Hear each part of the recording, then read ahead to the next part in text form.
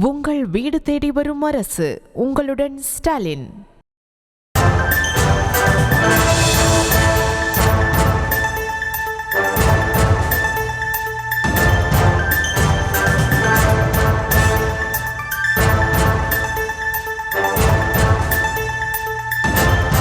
அண்மைச் செய்தி. டிஐஜி வருண்குமாருக்கு எதிராக அவதூறு கருத்துக்களை தெரிவிக்க சீமானுக்கு இடைக்கால தடை விதிக்கப்பட்டுள்ளது. தொடர்பான கூடுதல் விவரங்களோடு இணைக்கிறார் நமது செய்தியாளர் மதியழகன். வணக்கம் மதியழகன், இந்த வழக்கு தொடர்பான விவரம்.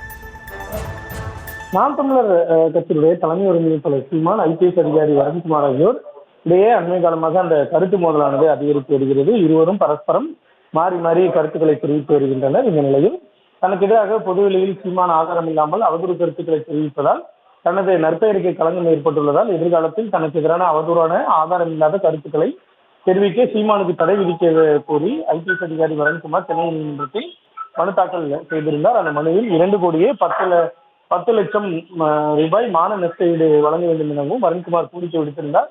இந்த வழக்கை எண்ணிட அனுமதிக்க கோரிய மனு நீதிபதி கே சுந்தரேஷ் பாபு முன்பு விசாரணைக்கு வந்தது. அப்பொழுது சீமான் தரப்பில் ஆஜரான வழக்கறிஞர் சங்கர் வழக்கு எண்ணிடும் நிலையில் உள்ளது, பதிலளிக்க அவகாசம் வழங்காமல் தற்பொழுது எந்த இடைக்கால உத்தரவும் பிறப்பிக்க கூடாது எனவும், ஏற்கனவே மதுரை அமர்வில் அவதூறு வழக்கு நிலுவையில் உள்ளது எனவும் தெரிவித்தார். இதனை ஏற்க மறுத்த நீதிபதி திருச்சி சரக டிஐஜி வருண்குமாருக்கு எதிராக சீமான் பேச இடைக்கால தடை விதித்து உத்தரவிட்டு, மேலும் இந்த மனு குறித்து சீமான் தரப்பு பதிலளிக்க உத்தரவிட்ட நீதிபதி வழக்கினுடைய விசாரணையை அடுத்த வாரத்திற்கு ஒத்திவைத்தார்.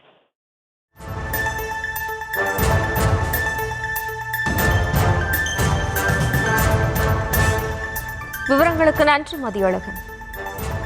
உங்கள் வீடு தேடி வரும் அரசு. உங்களுடன் ஸ்டாலின்.